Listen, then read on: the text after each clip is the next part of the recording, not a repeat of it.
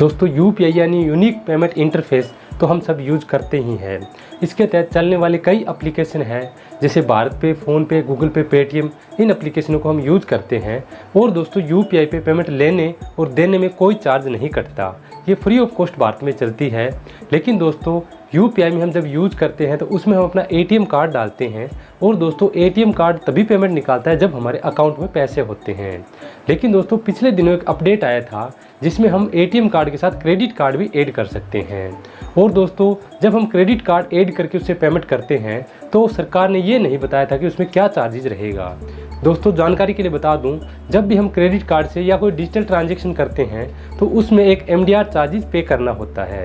दोस्तों इस नई अपडेट के बाद आप जैसे एटीएम कार्ड को ऐड करके यूपीआई से हम किसी को भी पेमेंट भेज सकते थे, उसी तरह आप अपने क्रेडिट कार्ड को भी ऐड करके किसी को भी अपनी पेमेंट्स भेज सकते हैं। दोस्तों आज की वीडियो में जानेंगे कि यूपीआई कैसे काम करता है और जो एमडीआर चार्ज अब लगने वाला है वो एमडीआर चार्ज क्या होता है और क्या फ्यूचर में भी यूपीआई फ्री में चलेगा या नहीं। इन सभी सवालों के जवाब आज की वीडियो में हम जानेंगे। हाय दोस्तों, मेरा नाम है सुग्रीव मेघवाल और आप देख रहे हैं आपका अपना यूट्यूब चैनल क्वालिटी ज्ञान वो जो जरूरी है। चलिए वीडियो शुरू करते हैं। दोस्तों अगर आप भी अपना क्रेडिट कार्ड पेटीएम, फ़ोन पे जैसी एप्लीकेशन में ऐड करना चाहते हैं तो इसके लिए हमने एक विशेष वीडियो बनाया है, डिस्क्रिप्शन में लिंक दिया हुआ है। इसके बाद आप जाकर उसे भी देख सकते हैं और अपना क्रेडिट कार्ड अपनी एप्लीकेशन से ऐड कर पाएंगे। अगर आप अपना क्रेडिट कार्ड यूपीआई एप्लीकेशन में ऐड कर किसी को भी यूपीआई से पेमेंट भेजते हैं तो उसमें 2% एमडीआर चार्ज लगेगा। क्या आप जानते हैं एमडीआर चार्ज क्या होता है? आरबीआई के अनुसार अगर कोई ग्राहक डिजिटल मोड में पेमेंट करता है तो दुकानदार को एक डिस्काउंट देना होता है। इसी डिस्काउंट को एमडीआर यानी मर्चेंट डिस्काउंट रेट कहा जाता है। ज़्यादातर कंडीशन में जो एमडीआर चार्ज है वो मर्चेंट यानी दुकानदार को देना होता है। कई कंडीशन में एमडीआर चार्ज कस्टमर को भी पे करना होता है। दोस्तों एमडीआर चार्ज परसेंट में डिडक्ट किया जाता है। जैसे कि हम 100 रुपये की पेमेंट करते हैं तो उसमें से अगर 2% एमडीआर चार्ज है तो उसमें 2 रुपये और साथ में 18% जीएसटी ऐड करने के बाद 2 रुपये 36 पैसे एमडीआर चार्ज कटता है। इस तरह ग्राहक के द्वारा 100 रुपये की पेमेंट करने के बाद अगर डिस्काउंट रेट काट कर बात की जाए तो मर्चेंट को 97 रुपये 64 पैसे प्राप्त होते हैं। अब दोस्तों सवाल आता है कि जो 2 रुपये 37 पैसे जो अमाउंट कटा है वो किसको मिला? दोस्तों इसमें ये अमाउंट 3 भागों में बांटा जाता है और 3 पार्टियों को मिलता है। दोस्तों सबसे पहले इसका एक भाग 18% जो जीएसटी होती है वो इंडियन गवर्नमेंट को मिलती है और उसके बाद में उसका 75% जो भाग होता है वो उसको मिलता है जिस बैंक ने वो कार्ड इशू किया है या जिस बैंक से वो कस्टमर यूज करके पेमेंट कर रहा है।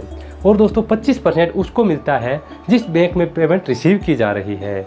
तो दोस्तों इसमें 2 पार्ट रहते हैं, वो दोनों बैंकों के रहते हैं या उन 2 कंपनियों के रहते हैं जो पेमेंट दे रही है और पेमेंट ले रही है, और तीसरा पार्ट इसमें गवर्नमेंट का रहता है।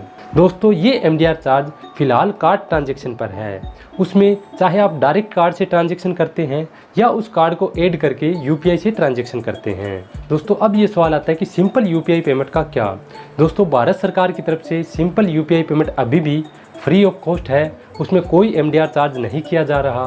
लेकिन दोस्तों पिछले 1-1.5 साल से कुछ खबरें आ रही है कि सरकार इस पर एमडीआर चार्ज लगाने का विचार कर रही है। लेकिन दोस्तों present time UPI free of cost ही चल रहा है। दोस्तों जैसा कि आपको पता ही है, इस संसार का एक नियम है, इस संसार में कोई भी चीज़ फ्री ऑफ कॉस्ट नहीं है। चाहे उस चीज़ की कॉस्ट आप पे करें या आपका कोई अपना पे करे, कॉस्ट उसकी ज़रूर पे करनी होती है। दोस्तों जैसे ही जियो कंपनी लॉन्च हुई थी तो उसने सबसे पहले फ्री सिम और डाटा बांटा।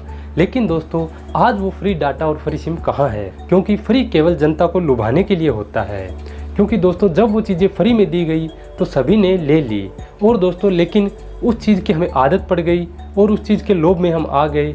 अब हम उस चीज़ को 300 से 400 रुपये मंथली देकर भी परचेज करते हैं और उस डाटा को और उस 4G कनेक्टिविटी को यूज करते हैं। इसी तरह दोस्तों भारत में यूपीआई आने से पहले लगभग सारा ट्रांजैक्शन नगद में ही होता था और भारत सरकार को इसकी रिपोर्ट नहीं होती थी कि कौन कितना खर्च कर रहा है, कौन किस चीज़ में किस पेमेंट को कितना यूज कर रहा है। लेकिन यूपीआई आया और उसने हमारे जीवन को आसान बना दिया। अब दोस्तों जब हम एक 50 रुपये का बर्गर खाते हैं तो भी यूपीआई से पेमेंट करते हैं, हम पानी पूरी खाते हैं तो भी यूपीआई से पेमेंट करते हैं। अगर आप अपनी किराना का सामान लेने के लिए जाते हैं तो भी आप यूपीआई से ही पेमेंट करते होंगे। और दोस्तों बिजली का बिल, पानी का बिल, तमाम हमारे जितने भी ट्रांजैक्शन के काम है लगभग हम यूपीआई से ही करते हैं। ये सारा रिकॉर्ड दोस्तों सरकार की आंखों के सामने रहता है। अब सरकार को सारा पता है कि कौन इंसान कहाँ पर कितना पैसा खर्च कर रहा है, अपने वो किस यूज में उस पैसे को खर्च कर रहा है। और बेशक हमें इसका लाभ हुआ है। अब दोस्तों हमें बिजली का बिल भरने के लिए लंबी लंबी लाइनों में नहीं लगना पड़ता। डीटीएच का रिचार्ज, तमाम वो काम हम यूपीआई से कर सकते हैं। दोस्तों जो लोग स्मार्टफोन यूज़ करते हैं उनमें से 90% लोग आज यूपीआई यूज़ कर रहे हैं। लेकिन दोस्तों अगर आपने नोट किया हो तो पिछले कुछ महीनों में अगर हम फ़ोन रिचार्ज करते हैं या अपना बिजली का बिल भरते हैं तो हमें कुछ एक्स्ट्रा पे करना होता है। अगर आपने इस चीज़ को नोट किया है तो आप कमेंट बॉक्स में ज़रूर बताएं। तो दोस्तों जो एक्स्ट्रा पे करना होता है वो बिल्कुल मामूली सी रकम है दोस्तों, उसमें वो 5 रुपये 10 रुपये ही रहेगा, जो कि कोई दिक्कत वाली बात नहीं है। दोस्तों पिछले दिनों मेरे एक दोस्त का फ़ोन आया तो उसने मेरे से पूछा कि मेरा इतने रुपए का बिल है लेकिन मुझे 5-10 रुपये एक्स्ट्रा पे करने पड़ते हैं, किस चीज़ के हैं। तो मैंने उसको इंक्वायरी करके देखा तो पता चला कि ये कुछ जो यूपीआई एप्लीकेशन है ये कुछ एक्स्ट्रा चार्ज अभी लगाने लगी है। दोस्तों उसने मेरे को कहा कि कोई दिक्कत नहीं, छोटा सा अमाउंट है, घर से ही भर देते हैं, लाइन में नहीं लगना पड़ेगा। तो दोस्तों अब हमें आदत पड़ चुकी है, अगर हमें थोड़ा एक्स्ट्रा अमाउंट देना भी पड़े तो भी जनता इसको देने के लिए तैयार है।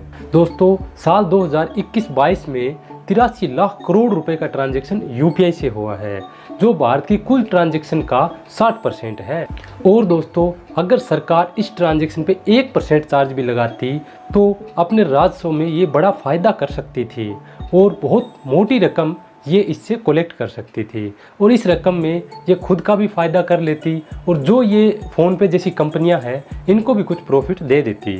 और दोस्तों अपने राजस्व को बढ़ाने के लिए इस पे आने वाले कुछ महीनों में, कुछ सालों में एमडीआर चार्जेस लगने स्वाभाविक सी बात है, क्योंकि दोस्तों इतने बड़े मुनाफे को कोई नहीं छोड़ना चाहेगा। अब दोस्तों बात करते हैं यूपीआई को फ्री में लॉन्च करने का क्या कारण था।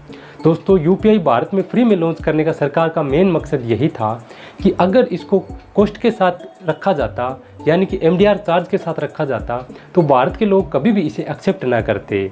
लेकिन दोस्तों इसको फ्री में रखा गया और अब भारत के लगभग हर एक जन के हाथ में यूपीआई आ चुका है और हर एक जन को इसकी आदत पड़ चुकी है जो कि यूपीआई से पेमेंट करना पसंद करता है। अब दोस्तों अगर इस पर एमडीआर चार्ज किया जाएगा तो लोगों की आदत पड़ चुकी है, अब लोग इसे नहीं छोड़ेंगे। और दोस्तों एक इस फ्री ने यूपीआई को भारत का सबसे पॉपुलर बना दिया। इसी तरह एक फ्री ने जियो को इतना पॉपुलर बना दिया कि हर किसी के पास जियो का सिम पहुंच चुका था। और दोस्तों अनुमान है कि आने वाले 1.5-2 साल में यूपीआई पर 1 से 1.5% तक एमडीआर चार्ज आ जाएगा, क्योंकि इस दुनिया में फ्री कुछ भी नहीं मिलता। आपको ये वीडियो कैसा लगा और आपके इसके बारे में क्या विचार है आप कमेंट बॉक्स में लिख सकते हैं। अगर आपको वीडियो अच्छा लगा तो इसे लाइक करें, शेयर करें और हमारे चैनल पर पहली बार आए तो इसे सब्सक्राइब कर बेल आइकन दबा दें ताकि इसी तरह की नॉलेजफुल वीडियो आपको मिलती रहें। आज के लिए इतना ही। जय हिंद, जय भारत।